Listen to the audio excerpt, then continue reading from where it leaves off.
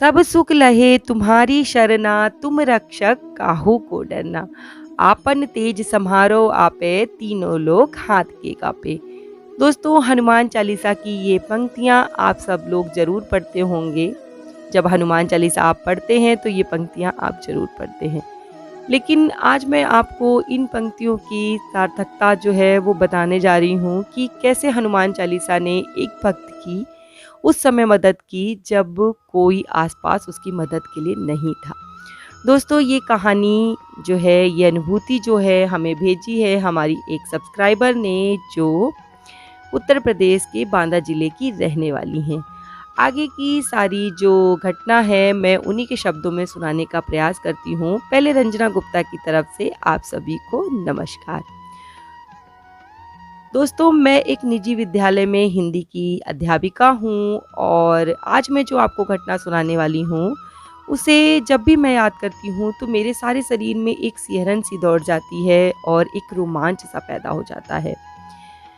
दोस्तों, मेरा विद्यालय शहर से कुछ दूर स्थित है और वहाँ जाने के लिए और आने जाने के लिए मैं स्कूल बस की जो है वो इस्तेमाल करती हूँ।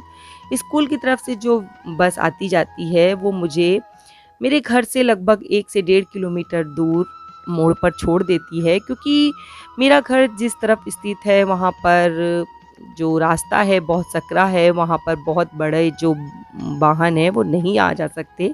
स्कूल से अपने घर पहुँचने में कभी कोई दिक्कत नहीं हुई, क्योंकि 1 से 1.5 किलोमीटर तक चलना मेरे लिए कोई बड़ी बात नहीं है। मैं बड़े आराम से उस मोड़ से अपने घर तक पहुँच जाती थी।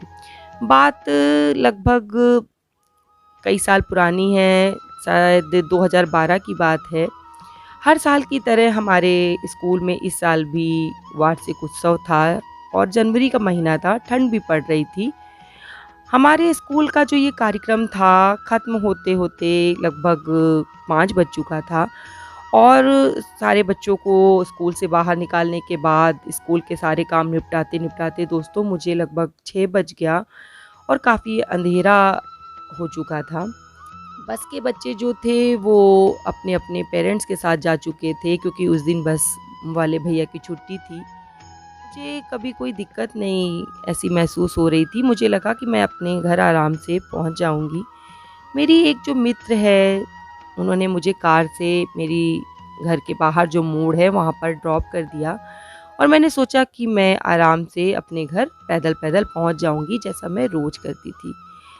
लेकिन उस दिन न जाने क्यों मुझे कुछ अजीब-सी फ़ीलिंग हो रही थी, कुछ अलग-सा महसूस हो रहा था। क्या था वो मैं आपको नहीं बयान कर सकती, पर कुछ अलग तो था। मैं अपने घर की तरफ जब बढ़ी तो मुझे कुछ डर महसूस हो रही थी, घबराहट सी हो रही थी, क्योंकि सड़क जो थी एकदम सुनसान थी, कोई भी नहीं दिखाई पड़ रहा था, क्योंकि ठंड के समय में दुकानें जो हैं वो जल्दी बंद हो जाती हैं और हमारा घर जहाँ पर है वहाँ बहुत ज़्यादा चहल-पहल नहीं है। कुछ दुकानें भी बहुत ज़्यादा नहीं हैं, कुछ रोज़मर्रा की ज़रूरतों की सामान जो होती हैं उन्हीं की दुकानें हैं, जो बहुत जल्दी बंद हो जाती हैं। पर मुझे कभी भी कोई दिक्कत नहीं हुई घर जाने में, क्योंकि मैं रोज़ाना 2 या 3 बजे अपने घर पहुँच जाती थी, पर आज जो था समय बहुत ज़्यादा हो गया था। दोस्तों, फिर भी मैंने भगवान का नाम लेते हुए अपने घर की तरफ बढ़ना प्रारंभ कर दिया। कुछ दूर ही मैं चली थी कि मुझे ऐसा लगा कि मेरे पीछे कोई चल रहा है। अपने पीछे किसी के होने का एहसास जो था वो मुझे बिल्कुल हिलाकर रख दिया। मेरा सारा शरीर जो था वो सिहर उठा। पर मैंने फिर भी हिम्मत नहीं छोड़ी। मुझे लगा कि शायद मेरा भ्रम होगा और मैं बढ़ती चली गई बिना पीछे देखे। लेकिन वो जो पीछा करना था वो बंद नहीं हुआ। मुझे ऐसे महसूस होता रहा काफ़ी देर तक।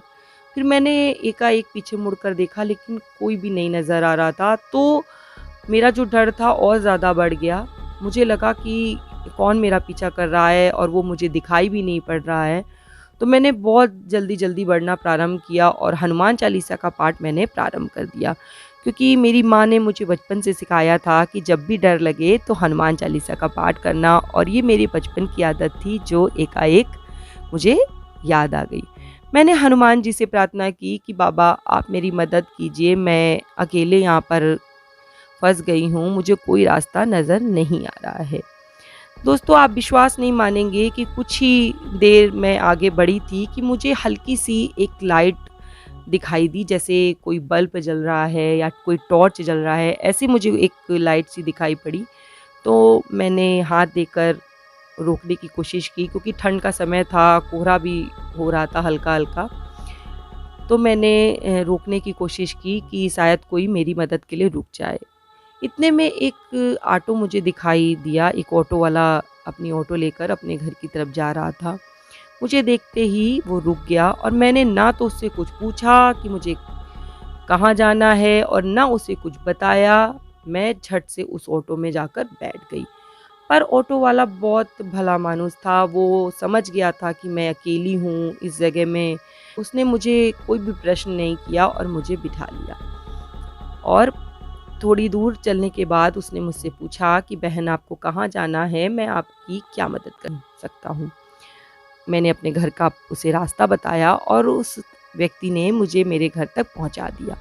रास्ते में बातों-बातों में मुझे पता चला कि उस ऑटो वाले का इस तरफ से कोई आना-जाना नहीं है, पर उसने बताया कि उसका जो ऑटो है वो पंक्चर हो चुका था, बहुत रात हो चुकी थी, उसे कोई दुकान नहीं मिली और जब उसने ऑटो अपना बनवाया तब तक काफ़ी देर हो गई थी और वो जिस तरफ से अपने घर जाता था वहाँ पर सड़क की मरम्मत का कार्य चल रहा था, तो उसे घूमकर इस तरफ से जाना पड़ा और ऐसा उसने पहली बार किया है, इससे पहले वो कभी भी इस रास्ते से नहीं गया।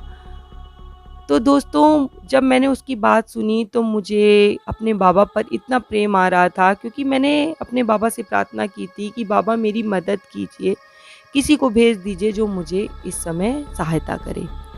तो दोस्तों, आपने ये कहानी सुनी तो आपको इसको सुनने के बाद समझ में आ गया होगा कि हनुमान जी को जब आप पुकारें तो वो किसी न किसी रूप से आपकी मदद करने के लिए ज़रूर आते हैं।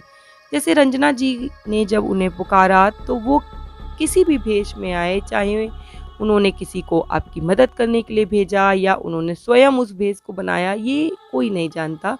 लेकिन अपनी भक्त की मदद करने के लिए वो ज़रूर आते हैं। और ऐसा कई भक्तों के साथ हो चुका है और कई भक्तों ने हमें अपनी अनुभूतियाँ जो हैं शेयर की हैं और आगे मैं आपको ऐसी और भी सच्ची घटनाओं से रूबरू कराती रहूँगी। इसी के साथ जय श्री राम, जय बाबा की।